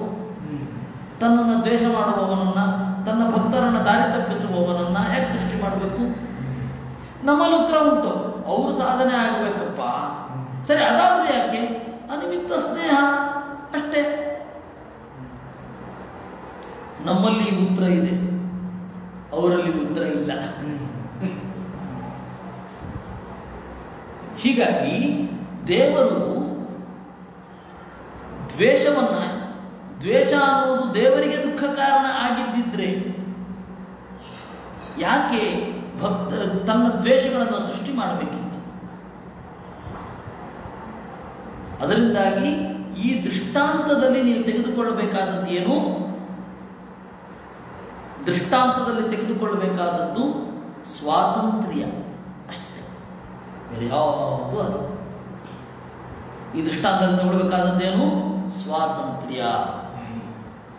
ಕಂಚುಗಾರ ಹುಳ ಏನು ಬೇಕಾದರೂ ಮಾಡಬಹುದು. ತಾನು ತಂದ ಕಿಡ್ನ್ಯಾಪ್ ಮಾಡಿಕೊಂಡು ತಂದ ಚಿಕ್ಕ ಹುಡುಗನು ಏನು ಬೇಕಾದ್ರೂ ಮಾಡಬಹುದು, ಆದರೆ ಮಾಡಲ್ಲ. ಅದಕ್ಕೊಂದು ನಿಯಮ ಉಂಟು. ಹಾಗೆ ದೇವರಿಗೆ ನಿಯಮ ಇದೆ, ಅಷ್ಟಕ್ಕೆ ಮಾತ್ರ ಅನ್ವಯ, ಪೂರ್ತಿಯಾಗಿ ಅಲ್ಲ. ಒಂದು ಹುಳು ದೊಡ್ಡ ಹುಳುವಿನನ್ನು ನೋಡಿ ಎಲ್ಲದರ ಮಿಶ್ರಣದಿಂದ ಅದರಂತೆ ಆಗುವಂತೆ ದೇವರ ಭಕ್ತ ಅದರಂತೆ ಆಗುತ್ತಾನೆ, ದೇವರಂತೆ ಆಗುತ್ತಾನೆ ಅಷ್ಟೇ. ಆ ಅಂತೆ ಆಗುತ್ತಾನೆ ಅನ್ನೋದನ್ನು ದೃಷ್ಟಾಂತವಾಗಿ ತೆಗೆದುಕೊಳ್ಬೇಕು, ದಾಷ್ಟಾಂತಿಕದಲ್ಲಿ ತೆಗೆದುಕೊಳ್ಬೇಕು. ಈ ದೃಷ್ಟಾಂತದಲ್ಲಿ ಇಷ್ಟು ಆಳ ಇದೆ. ದೃಷ್ಟಾಂತ ಮತ್ತು ದಾಷ್ಟಾಂತಿಕದ ನಡುವೆ ಸಂಚಾರ ಮಾಡಬೇಕು. ಇನ್ನು ಏನೇನೆಲ್ಲ ಸಾಧ್ಯತೆಗಳಿದೆ ಎಲ್ಲವನ್ನೂ ಕೂಡ ಅನುಸಂಧಾನ ಮಾಡಬಹುದು. ಅದರಿಂದ ತತ್ರೈವ ಹೇತು, ಅಲ್ಲೇ ಕಾರಣವೂ ಇದೆ. ಯಥಾ ವೈರಾನುಬಂಧೇನ ಇತಿ ಯಥಾ ವೈರಾಭಿನಿವೇಚಿನಃ ತಥಾ ನ ಭಕ್ತಿ ಅಭಿವಿಚೇಚಿನಃ ನ ಸಂತಿ ತತ್ ಕಥಂ ಅನ್ಯಥಾ ಭಕ್ತಾನೇವ ಬಹುನ್ ಹರಿಪುರಿಯಾದಿತ್ಯರ್ಥಃ. ಈ ದೃಷ್ಟಾಂತದಲ್ಲಿ ಇನ್ನೊಂದು ವಿಚಾರವೂ ಇದೆ ಎಂದು. ಏನು? ದೇವರು ವೈರಿಗಳು ಜಾಸ್ತಿ ಇದ್ದಾರೆ. ದೇವರು ದ್ವೇಷ ಮಾಡುವುದರಿಂದ, ಬೇರೆಯವರು ದ್ವೇಷ ಮಾಡುವುದರಿಂದ ನೊಂದುಕೊಳ್ಳೋದಾಗಿದ್ದಿದ್ರೆ ಜಗತ್ತಿನಲ್ಲಿ ಬಹಳ ಜನ ದ್ವೇಷಗಳು ಹಾಕಿದ್ದಾರೆ ದೇವರಿಗೆ. ಸರ್ವಶಕ್ತನಾದ ದೇವರು ಬಹಳ ಜನ ದ್ವೇಷಗಳನ್ನು ಸೃಷ್ಟಿ ಮಾಡಬಾರದಿತ್ತಲ್ವಾ? ಯಾಕೆಂದರೆ ದ್ವೇಷ ಅನ್ನೋದು ದುಃಖ ಕಾರಣ. ಆದ್ದರಿಂದ ದೇವರಿಗೆ ದ್ವೇಷ ದುಃಖ ಕಾರಣ ಆಗಿದ್ದಿದ್ರೆ ದೇವರು ಯಾಕೆ ಬಹಳ ಜನ ದ್ವೇಷಗಳನ್ನು ಸೃಷ್ಟಿ ಮಾಡಿರ್ತಿದ್ದ? ತಸ್ಮಾನ್ ನ ಜನತಾಮಿಯಾದಂತ ಉಪನಿಷತ್ತು. ಬಹಳ ಜನರು ಅಂತ ಹೇಳಿದರೆ ತಾಮಸರೇ, ಅಸುರರೇ ಯಾವತ್ತೂ ಕೂಡ ಮೆಜಾರಿಟಿ ಇರೋದು. ಗೊತ್ತಾಯ್ತಾ? ಮೆಜಾರಿಟಿ ಮೈನಾರಿಟಿ ನೋಡಿಕೊಂಡು ಸತ್ಯ ತೀರ್ಮಾನ ಮಾಡಲಿಕ್ಕೆ ಬರಲ್ಲ. ಬೇಕಾದರೆ ಪ್ರಜಾಪ್ರಭುತ್ವದ ಹೆಸರಿನಲ್ಲಿರುವ ಹಿಪಾಕ್ರಸಿ ಮುನ್ನೆಲೆ ಬರ್ಬೋದೇ ವಿನಃ ಬೇರೆ ಅಲ್ಲ. ಆದ್ದರಿಂದ ದೇವರು ಪ್ರೀತಿಯನ್ನು ಬಯಸುವವನಾದರೆ, ದ್ವೇಷದಿಂದ ಸಂಕಟ ಪಡುವವನಾದರೆ ಬಹಳ ಜನ ದ್ವೇಷಗಳನ್ನು ಯಾಕೆ ನಿರ್ಮಾಣ ಮಾಡಿರುತ್ತಿದ್ದಾರೆ? ಅದರಿಂದ ದ್ವೇಷಗಳಿಂದ ಅವನಿಗೇನು ಆಗಬೇಕಾಗಿಲ್ಲ. ಯಾರಾದರೂ ದ್ವೇಷ ಮಾಡಿದ್ರೆ ಅವನಿಗೆ ದುಃಖ ಆಗಬೇಕಾಗಿಲ್ಲ. ಸರಿ, ದೇವರು ಬೇರೆಯವರ ಪ್ರೀತಿಯಿಂದ ಸುಖ ಪಡೋದಾಗಿದ್ದಿದ್ರೆ ಬಹಳ ಜನ ದೇವರನ್ನು ಪ್ರೀತಿಸುವವರನ್ನು ಯಾಕೆ ಸೃಷ್ಟಿ ಮಾಡ್ತಾ ಇರಲಿಲ್ಲ? ಅದರಿಂದಾಗಿ ದೇವರಿಗೆ ಪ್ರೀತಿಯಿಂದಲೂ ಏನಾಗಬೇಕಾಗಿಲ್ಲ. ದೇವರ ಪ್ರೀತಿಯಾಗಲಿ ದೇವರ ದ್ವೇಷವಾಗಲಿ ಪರಿಣಾಮ ಬೀರೋದು ದ್ವೇಷಿಗಳಲ್ಲಿ ಮತ್ತು ಪ್ರೇಮಿಗಳಲ್ಲಿ ವಿನಃ ಬೇರೆ ಅವರಲ್ಲ. ನೋಡಿ, ಕಂಚುಗಾರ ಹುಳ ಆ ತಂತು ಆಹಾರವನ್ನು ತಂದು ಕೊಡ್ತಾ ಇತ್ತು ಪುಟ್ಟ ಮರಿಗೆ. ಆ ಮರಿ ಕಂಚುಗಾರ ಹುಳವನ್ನು ಯೋಚನೆ ಮಾಡ್ತಾ ಮಾಡ್ತಾ ಮಾಡ್ತಾ ಅದರಂತೆ ಆಯಿತು. ನೋಡಿ, ಆಹಾರ ತಂದು ಕೊಡ್ತಾ ಇದ್ದ ಹುಳ ಅದರಂತೆ ಆಗಲಿಲ್ಲ. ಅದರ ದ್ವೇಷವನ್ನು ಉಪೇಕ್ಷೆ ಮಾಡಿತು, ಅದರ ಪ್ರೀತಿಯನ್ನು ಉಪೇಕ್ಷೆ ಮಾಡಿತು, ಅದರ ಕೋಪವನ್ನು ಭಯವನ್ನು ಉಪೇಕ್ಷೆ ಮಾಡಿತು. ದೇವರು ಜಗತ್ತಿಗೆ ಹಾಗೆ. ನಮ್ಮ ದ್ವೇಷದಿಂದ, ನಮ್ಮ ಕೋಪದಿಂದ, ನಮ್ಮ ಪ್ರೀತಿಯಿಂದ ದೇವರಿಗೆ ಎಂತನೂ ಆಗಬೇಕಾಗಿಲ್ಲ, ನಮಗಾಗಬೇಕು. ಇದು ದೃಷ್ಟಾಂತದಲ್ಲಿ ಇರತಕ್ಕಂತಹ ಚಿಂತನೆ. ಕೀಟ ಪೇಷಸ್ಕೃತ ವೃದ್ಧ ಇತ್ಯಾದಿ ಚೈತ್ಯಾದೀನಾಂ ಭಕ್ತಿ ತತ್ವ ಪ್ರತಿಪಾದನ. ಆಮೇಲೆ ಈ ದೃಷ್ಟಾಂತ ಪರ್ಟಿಕ್ಯುಲರ್ ಆಗಿ ಶಿಶುಪಾಲಾದಿಗಳಿಗೆ ಅನ್ವಯಿಸುತ್ತೆ, ಬೇರೆ ಅಲ್ಲ. ಸ್ನೇಹಾದ್ಯಾಯತನ ನಾಶಾದ್ಯುಪದ್ರವೋಸ್ಯ ನಾಸ್ತಿ ಇತಿ ನಿರ್ವೈರೇಣ ಇತ್ಯಾದ್ಯುಕ್ತ.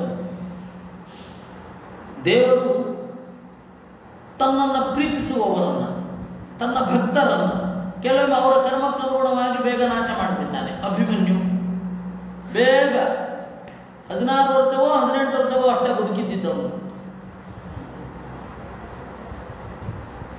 ದ್ರೌಪದಿಯಲ್ಲಿ ಪಂಚಪಾಂಡವರಿಗೆ ಹುಟ್ಟಿದ ಮಕ್ಕಳು ಅಬ್ಬಬ್ಬ ಅಂತಂದ್ರೆ 20 ವರ್ಷ ಬದುಕಿರ್ಬೋದು, 20-25 ವರ್ಷ ಬದುಕಿರ್ಬೋದು ಅವರು. ಪಾಂಡವರೆಲ್ಲ ಲೇಟ್ 15ನಲ್ಲಿದ್ದಾಗ ಅದು ಬಂದಿದ್ದು. ಅವರೆಲ್ಲ ಯಾಕೆ ನಾಶ ಮಾಡಿದ್ದು? 50ನೇ ವರ್ಷದಲ್ಲಿದ್ದಾಗ ಬಂದಿದ್ದದ್ದು ಅವರೆಲ್ಲ ಪಂಚಪಾಂಡವರ ಮಕ್ಕಳು. ಅವರೆಲ್ಲ ಯಾಕೆ ನಾಶ ಮಾಡಿದ್ದು? ನೋಡಿ, ದೇವರು ತನ್ನನ್ನು ಪ್ರೀತಿಸುವವರನ್ನ ದುಃಖಕ್ಕೆ ನೋಡಿ ಎಷ್ಟು ಕಳ್ಕೋತಾನೋ ಏನೋ. ನಮ್ಮನ್ನು ಪ್ರೀತಿಸುವವರನ್ನ ನಾವು ಕಳ್ಕೊಂಡಾಗ ನಮಗೂ ದುಃಖ ಆಗತ್ತೆ. ದೇವ್ರಿಗೆ ಹಾಗಾಗತ್ತಾ? ಆಗಲ್ಲ. ಅದರಿಂದಾಗಿ ನಿರ್ವೈರೇಣ ಅಂತಂದ್ರು. ತತಃ ಕಾನೀಯಸಾ ಏವ ದೇವಾ ಜಾಯತಾ ಅಸುರಾಹ ಇತಿ ಶ್ರುತಿ. ಯಾವತ್ತೂ ಕೂಡ ದೇವತೆಗಳದ್ದು ಮೈನಾರಿಟಿ, ದೈತ್ಯರದ್ದು ಮೆಜಾರಿಟಿ. ತತಃ ಕಾನೀಯಸಾ ಏವ ದೇವಾಃ ಜಾಯಸಾ ಅಸುರಾಃ. ಸಂಖ್ಯೆಯಲ್ಲಿ ಅವರು ಜಾಸ್ತಿ. ಪ್ರೀತಿ ಸ್ನೇಹಸ್ತತಾ ಯೋಗ ಪ್ರೇಮ ಬಂಧ ಇತೀರ್ಯತೆ. ಯೋಗ ಅಂತಂದ್ರೆ ಪ್ರೀತಿ ಅನ್ನೋದಕ್ಕೆ ಕೋಶವನ್ನು ಕೋಟ್ ಮಾಡೋದು. ಹೀಗಾಗಿ ಇದರ ಅರ್ಥ ಹೀಗಿದೆ ಎಂದು ಇಷ್ಟು ಹೇಳಿ, ಏವಂ ಕೃಷ್ಣೇ ಭಗವತಿ ಭಯಾದ್ವೇಷಾತ್ ಯಥಾ ಭಕ್ತೇಶ್ವರೇ ಮನಃ ಅಂತನ್ನುವ 31-32 ಗೋಪ್ಯಕ್ಕಾಮಾತ್ ಭಯಾತ್ ಕಂಸಃ ಇಲ್ಲೇ ಬರೋದು. ಕಥಮೋಪಿ ನವೇನಸ್ಯ ಮಾತೃಶ್ವಸೇಯೋ ವಶ್ಚೈದ್ಯ. ಈ 4 ಶ್ಲೋಕಗಳ ತಾತ್ಪರ್ಯ ಇದೆ. ಅದನ್ನು ನಾವು ನಾಳೆ ನೋಡೋಣ ಅಂತ ಹೇಳ್ತಾ ಇವತ್ತಿನ ಚಿಂತನೆಯನ್ನು ಮುಗಿಸೋಣ. ಕೃಷ್ಣಾರ್ಪಣಮಸ್ತು.